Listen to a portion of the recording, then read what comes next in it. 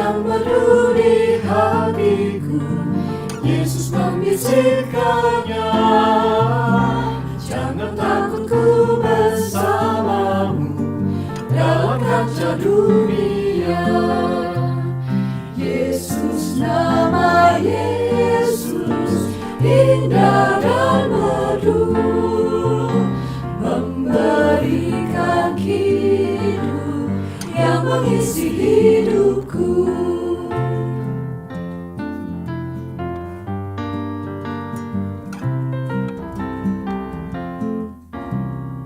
Yang atas limpah rahmat-Nya, dalam kasih-Nya teduh, sambil terus memandang wajah-Nya, ku nyanyikan hidupku. Yesus, nama Yesus, indah dan merdu, memberikan hidup yang mengisi hidupku. Ibadah di hari ulang tahun kita yang ke-89 ini berlangsung di dalam nama Bapa, Putra, dan Roh Kudus.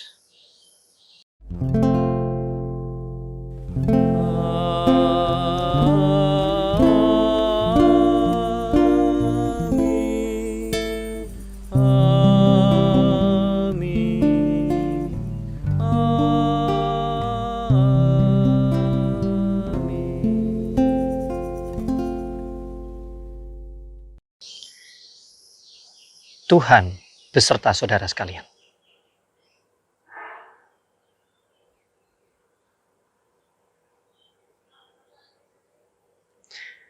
Hari ini kita akan bersama-sama membicarakan tentang bagaimana Tuhan memampukan kita, manusia sekecil ini, sesederhana ini, untuk merangkul dunia, merangkul kehidupan, merangkul pergumulan yang begitu lebar dan luas itu, sesuai dengan apa yang Tuhan berkenan rencanakan di dalam diri kita masing-masing. Tentu merangkul di dalam iman. Untuk itu,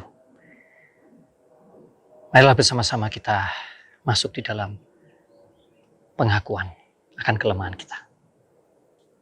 Ya Tuhan kami, inilah kami yang lemah, yang lebih sering memposisikan diri untuk ingin ditolong, dibantu, disembuhkan, dipulihkan. Kami lupa bahwa dengan kami dipakai oleh Tuhan untuk memulihkan dunia ini, maka sebetulnya secara bersamaan maka hidup kami dipulihkan juga. Kami lupa dan kami akhirnya lebih mementingkan yang ada di dalam genggaman tangan kami, keluarga kami, diri kami. Semua yang sepertinya menjadi milik kami, padahal kami tak punya apa-apa di dunia ini. Tuhan, ampunilah kami. Rangkul kami kembali ke dalam kasih-Mu. Dan ampuni jika kami kurang percaya kepadamu. Di dalam Kristus Yesus Tuhan, kami berikan pengakuan kami ini. Amin. Berita anugerah dari Tuhan terambil dari 1 Petrus 3 ayat yang ke-9. Dan janganlah membalas kejahatan dengan kejahatan atau caci maki dengan caci maki. Tetapi sebaliknya, hendaklah kamu memberkati. Karena untuk itulah kamu dipanggil, yaitu untuk memperoleh berkat. Lihatlah, sehingga melalui ayat ini, permasalahan di luar sana, kesusahan di luar sana, tidak akan mempengaruhi diri kita. Justru sebaliknya kita merangkul apa yang di luar sana dan mengubahnya menjadi satu yang indah. Demikianlah berita anugerah dari Tuhan. Mari kita saling memberi salam.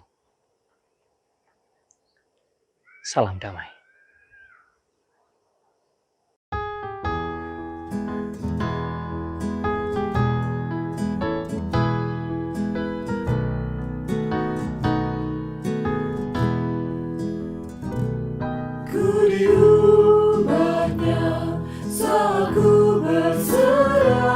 Berserah kepada Yesus.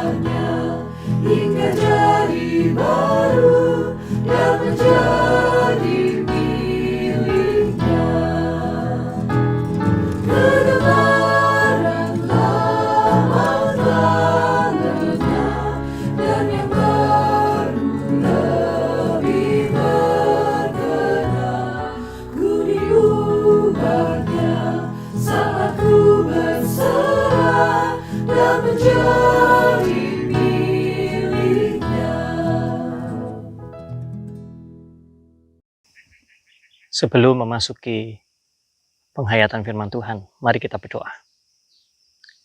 Ya Tuhan kami Yesus Kristus,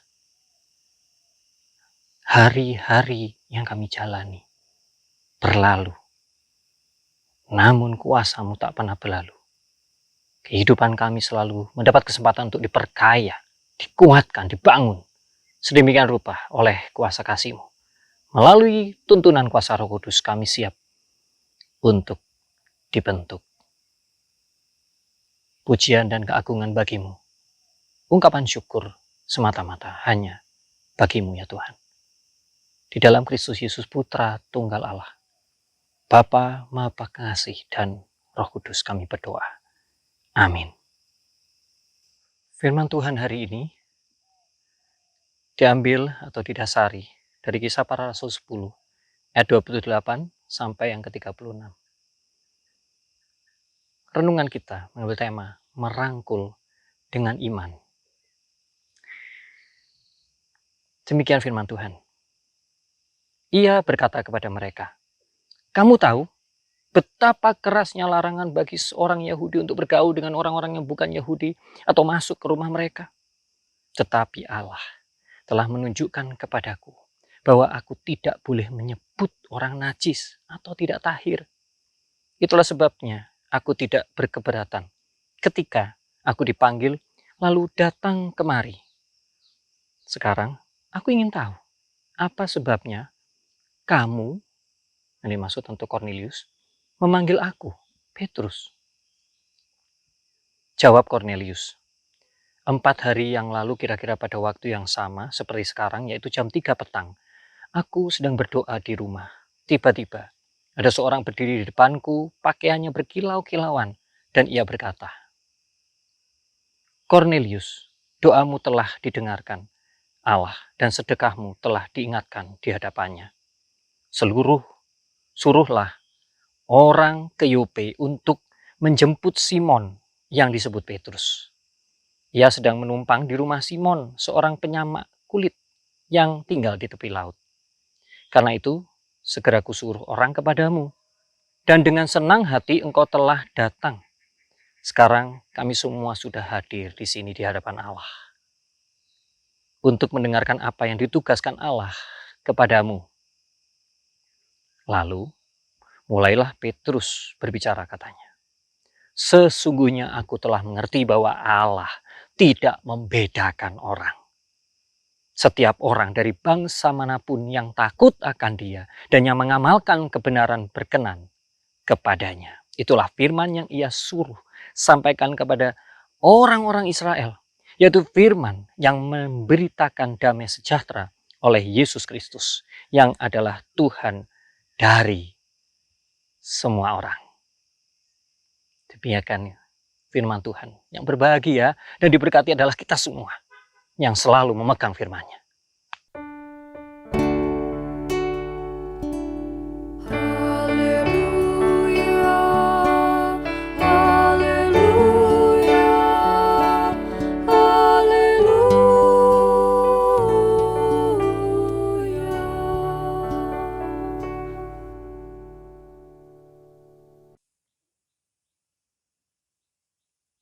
Jika kita telah mendengar teks itu, bagaimana pergumulan seorang Petrus yang dia harus bergumul dengan 2 hal, yaitu merangkul apa yang ada di luar dirinya yang terkait dengan orang lain, dunia ini dan permasalahannya, dan apa yang harus dia rangkul, yang dia gumuli di dalam dirinya. Rupanya 2 pergumulan inilah yang juga mewarnai kehidupan Anda dan saya. Yang mana di tiap-tiap bagiannya, maka tentu setidaknya juga terbagi 2 lagi di dalamnya. Jadi apa yang di luar sana mengandung hal yang terkait dengan kesusahan atau dengan kebutuhan. Dan masih banyak lagi, namun dalam perenungan ini saya memusatkan perhatian pada 2 hal itu. Jadi yang di luar sana ada kesusahan dan kebutuhan. Dan kemudian yang di dalam sini juga ada kesusahan dan kebutuhan. Selebihnya, mengapa saya hindarkan? Karena selebihnya biasanya adalah keinginan. Keinginan yang timbul atau dipancing dari luar sana, atau keinginan yang timbul dari dalam diri kita. Maka saya akan memulai dari apa yang ada di luar sana tentang manusia yang ada di sekitar kita. Jika kita mulai berbicara dengan apa yang di luar diri kita, maka sebenarnya, saudaraku, setidaknya ada beberapa hal dan faktor. Tentu, misalnya orang-orang dengan berbagai macam warna kulitnya, asalnya, latar belakangnya. Oleh dunia diberi kedudukan dan strata, permasalahannya, kebiasaannya, budayanya, bangsanya, bahasanya, gerak, gestur tubuhnya, gaya hidupnya, pilihan hidupnya, keputusan hidupnya, yang diimaninya, yang dipercaya, prinsip-prinsipnya, semuanya serba berbeda. Lalu bagaimana dengan luar biasanya firman Tuhan menolong seorang Petrus untuk membongkar dirinya, untuk tidak menganggap itu semua asing, najis, aneh, tetapi itu dirangkul di dalam dirinya, diperdamaikan. Kita perhatikan ilustrasi berikut ini. Lihatlah, orang dari berbagai bangsa ada di sini. Ya. Nah, cukup ramai tempat ini. Ya, itulah suasana hidup dengan perbedaan. Perhatikanlah yang ada di depan saya. Ya, tadi saya juga ketemu orang dari Eropa, juga ada di tempat ini. Ketika Anda ada di tengah perbedaan, maka Anda bisa sedikit menutup telinga seperti ini, atau Anda berusaha mendengarkan sekeliling Anda dan memperhatikan apa yang menjadi kesusahan dan kebutuhan mereka. Belum lagi keberadaan tubuh yang berbeda, disability, mereka yang tidak bisa melihat, mereka yang kakinya berbeda, mereka yang tidak memiliki tangan seperti kita, tidak bisa berbicara seperti kita, dan seterusnya, dan seterusnya. Banyak hal yang begitu kaya dan tidak bisa terjelaskan.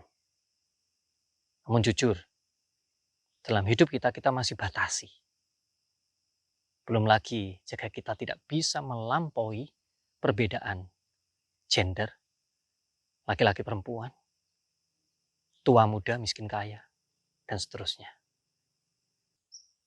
Di luar sana, Petrus punya tantangan, yaitu kesusahan dan kebutuhan. Maka bagaimana kita menerjemahkan yang di luar diri kita? Yaitu kesusahan dan kebutuhan orang lain, dalam hal ini Cornelius. Dia butuh perubahan, pembaruan hidup. Hidup yang di dalam Kristus, yang dibaptiskan, yang diubahkan. Dan Petrus dipakai Tuhan untuk itu. Dan agar Petrus bisa merangkul, maka Petrus lebih dahulu menembus kesusahannya. Kesusahannya yaitu bagaimana dia mengerti yang sesungguhnya firman Tuhan itu. Apa yang dimasukkan oleh Yesus Kristus dan ajarannya. Dan kebutuhannya adalah agar dia memahami dan menjalani dengan benar. Dan rupanya ini gayung bersambut. Maka banyak ilustrasi-ilustrasi yang akan bisa kita lihat tentang bagaimana kita melihat di dalam diri kita seperti apakah itu perjalanan hidup dan apa saja yang perlu kita rangkul di dalamnya. Terkadang hidup bisa seperti hutan belantara di belakang saya ini. Cahaya kasih Tuhan tidak begitu terlihat dan hidup terasa begitu rumit, gelap, semeraut, dan menjadi tidak berat ketika kita menjalaninya, karena kita merangkulnya dengan iman dan berjalan tetap bersama Tuhan. Setelah sampai di tempat peristirahatan 84, maka ternyata ada pilihan. Apakah kita tetap jalan yang kelihatannya lebar dan nyaman, atau kita memilih jalan yang lebih kecil ini dan seakan rimbun dan seperti ini. Maka saya akan memilih jalan ini, dan kita akan melihat apa yang akan kita lihat ya. Perbedaan apakah yang akan kita temukan ketika kita merangkul kehidupan dan memilih jalan yang kelihatannya lebih sulit. Jalan seperti ini kita mendapatkan pengalaman yang berbeda, kita mendapatkan pemandangan yang indah. Jadi seperti yang dikatakan oleh orang Malaysia yang bertemu saya, dia juga sendirian trekking di daerah ini, dan dia bilang kalau tetap mengikuti jalan yang besar tadi, maka kita tidak dapat pemandangan yang indah. Nah, inilah kehidupan. Ketika kita mau mencoba untuk memberanikan diri merangkul perjalanan yang kelihatannya lebih sulit, terkadang kita tahu bahwa jalan yang sulit itulah yang mendatangkan sesuatu pembelajaran yang indah dalam kehidupan ini, seperti yang saya alami hari ini. Semoga kita bisa memilih dengan lebih bijak, merangkul perjalanan yang kelihatannya sulit. Coba kita perhatikan, ada kalanya dalam perjalanan kita menemui celah yang begitu terjal seperti ini. Lihat, kalau kita melihat ke bawah, menengok ke bawah, ya, berapa persen ini saya tundukkan. Jadi kalau saya ratakan seperti ini keterjalannya, licin. Namun bagi mereka yang melangkah di tempat yang tepat, mereka akan bisa melewatinya. Ketika kita berusaha merangkul kehidupan, rupanya Tuhan melalui alam ciptaannya turut merangkul kehidupan kita dengan menolong kita, membuat perjalanan kita lebih mudah dengan adanya akar-akar ini, dan menjadi anak tangga bagi kita. Nah, inilah kereta yang terkenal itu di Pinang Hill yang didesain miring. Dan karena saya adalah turis, maka saya tidak bisa naik dari sini. Tapi ibu ini bisa, karena ibu ini adalah residence. Lihat kemiringannya, luar biasa sekali kereta ini ya. Ada kalanya hidup itu meluncur turun, seperti mereka yang berada di kereta itu.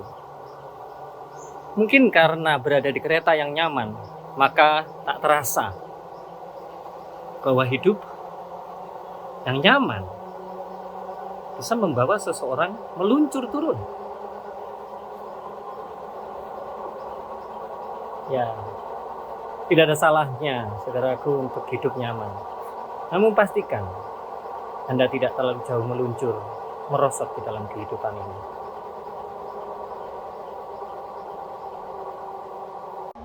Lihat betapa curamnya jalur kereta ini dan memasuki terowongan ini. Lihat, saya kira mungkin di dunia hanya sedikit jalur kereta yang securam ini. Apalagi yang kita rangkul dengan iman, yaitu ketika hidup kita berada pada posisi sedang menanjak. Karir kita, kehidupan kita, harmoni kita, keluarga kita, dan kita merasa itu begitu indah. Serasa setiap tetesan air mata dan keringat yang dipakai berlalu begitu saja. Namun apakah ketika semua orang sudah sampai di puncak, nantinya masih bisa melihat proses yang indah itu dan menghargainya? Salah satu hal yang perlu dirangkul dalam diri kita adalah bagaimana kita merangkul ketika kita sedang menanjak. Dan kemudian ada sedikit pertanyaan mungkin di antara kita. Bagaimana agar rangkulan kita adalah rangkulan yang indah rangkulan yang kuat, maka setidaknya ada satu tips dari firman Tuhan hari ini dan dari apa yang bisa saya bagikan. Yaitu berangkat dari keinginan Tuhan, maka apapun yang Anda rangkul akan menjadi kebaikan dan indah adanya. Yang tidak dirangkul adalah yang tercipta dari keinginan manusia, siapapun, diri kita ataupun orang lain yang di sekeliling kita. Dan ada kalanya hidup kita merosot, longsor seperti dinding ini. Maka kebanyakan itu adalah kesalahan kita sendiri, kecerobohan kita. Dan upaya sebesar apakah yang harus kita lakukan? Lihatlah, sebesar kelongsoran yang terjadi. Dan ini bukan pekerjaan sendirian. Selain Kristus menolong kita, maka lihatlah, orang-orang yang bekerja bersama di dalam sebuah proyek perbaikan itu. Ini pun perlu dirangkul di dalam iman kita. Bagaimanakah rangkulan iman itu? Yaitu dengan kesetiaan dan ketulusan. Dan percayalah bahwa rangkulan iman selalu mendatangkan pemulihan dan kesembuhan. Baik untuk orang lain, untuk dunia, untuk alam, bahkan untuk diri kita masing-masing.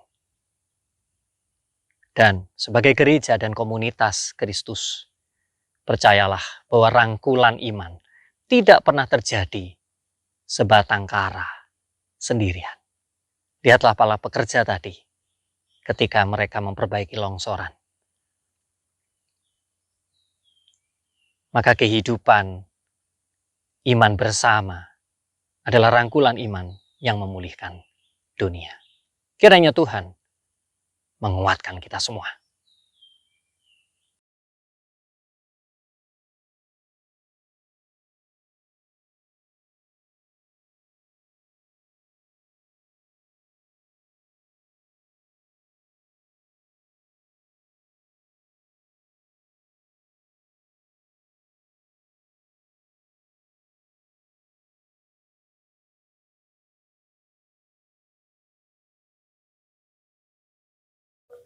Mari jemaat, kita bangkit berdiri untuk mengakui iman rasuli kita. Aku percaya kepada Allah, Bapa yang Maha Kuasa, Khalik langit dan bumi, dan kepada Yesus Kristus, anaknya yang tunggal Tuhan kita, yang dikandung daripada Roh Kudus, lahir dari anak darah Maria, yang menderita sengsara di bawah pemerintahan Pontius Pilatus, disalibkan, mati dan dikuburkan, turun ke dalam kerajaan maut. Pada hari yang ketiga, bangkit pula dari antara orang mati, naik ke surga, duduk di sebelah kanan Allah, Bapa yang Maha Kuasa. Dan dari sana ia akan datang untuk menghakimi orang yang hidup dan yang mati. Aku percaya kepada Roh Kudus, gereja yang kudus dan am, persekutuan orang kudus, pengampunan dosa, kebangkitan orang mati, dan hidup yang kekal. Amin. Mari jemaat sekalian duduk kembali. Mari kita menaikkan doa syafaat. Ya Tuhan kami, kini kami semakin memahami bahwa ketika kami membuka kehidupan yang rentan dan membutuhkan pertolongan, maka kecil tangan kami untuk bisa diulurkan dan menolong semua situasi yang ada. Namun, kami punya kekuatan lain, yaitu yang Kau berikan melalui doa. Kami percaya bahwa doa orang percaya akan memberikan dampak yang besar. Maka oleh karena itu Tuhan, izinkanlah kami untuk menjadi orang yang semakin memikirkan dunia ini dengan doa-doa kami. Maka kami berjanji, di hari ulang tahun kami yang ke-89 ini, karena 365 hari lagi kami akan berusia 90. Maka Selepas dari perenungan hari ini, ajar kami untuk mulai menata kembali doa-doa kami.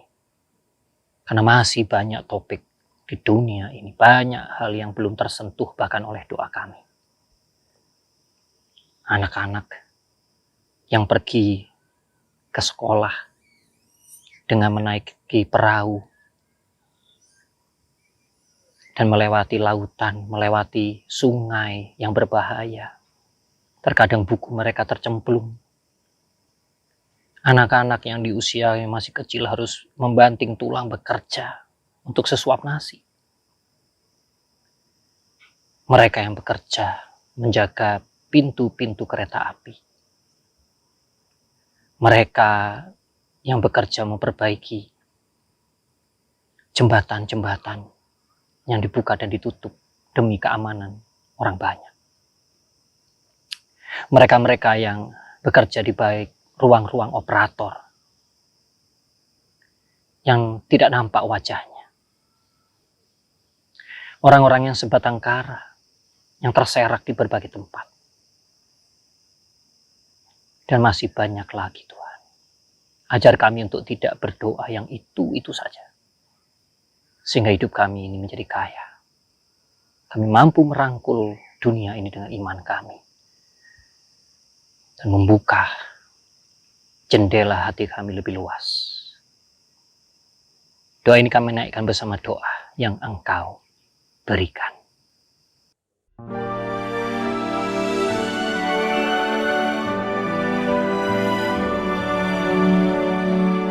Bapa kami yang ada di surga, dikuduskanlah namamu, datanglah kerajaanmu, jadilah kehendakmu di bumi seperti di surga. Beri kami hari ini makanan yang secukupnya. Ampuni salah kami seperti kami ampuni yang bersalah pada kami. Jangan bawa kami dalam pencobaan, melainkan lepaskan kami dari yang jahat. Bapa yang punya kerajaan dan kuasa dan kemuliaan sampai selama-lamanya.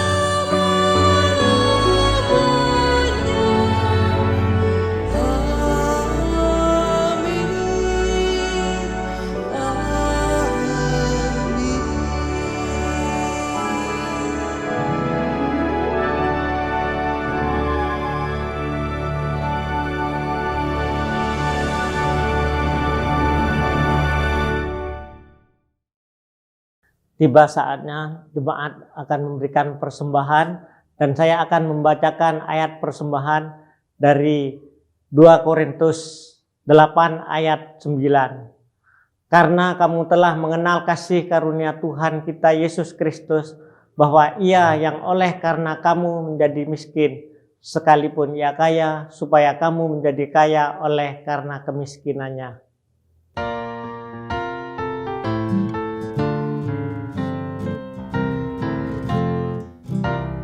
Bawa persembahanmu dalam rumah Tuhan dengan rela hatimu, janganlah jemu. Bawa persembahanmu, bawa dengan suka.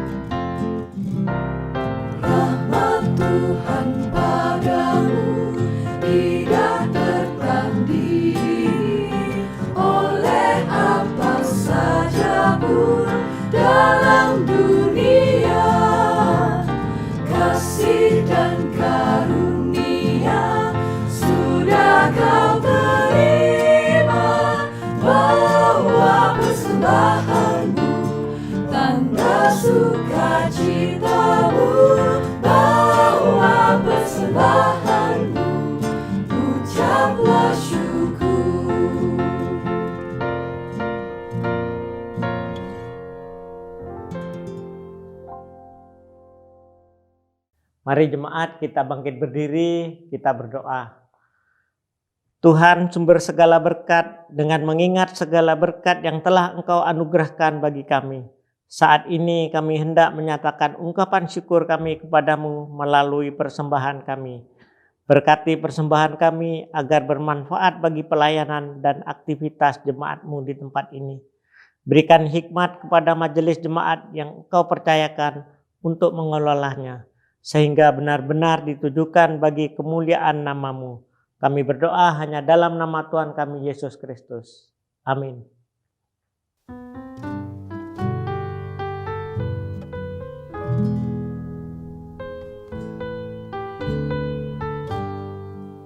Perubahan besar di kehidupanku sejak Yesus di hatiku.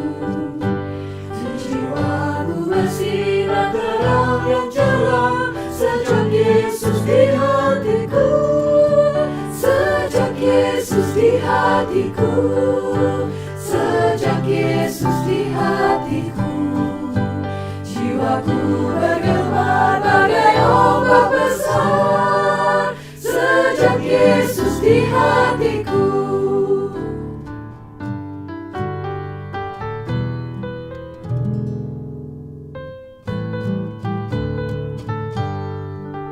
Aku tobat kembali ke jalan benar sejak Yesus di hatiku. Dan dosaku dihapus, jiwaku segar sejak Yesus di hatiku. Sejak Yesus di hatiku. Sejak Yesus di hatiku. Jiwaku bergema bagai ombak besar sejak Yesus di hatiku.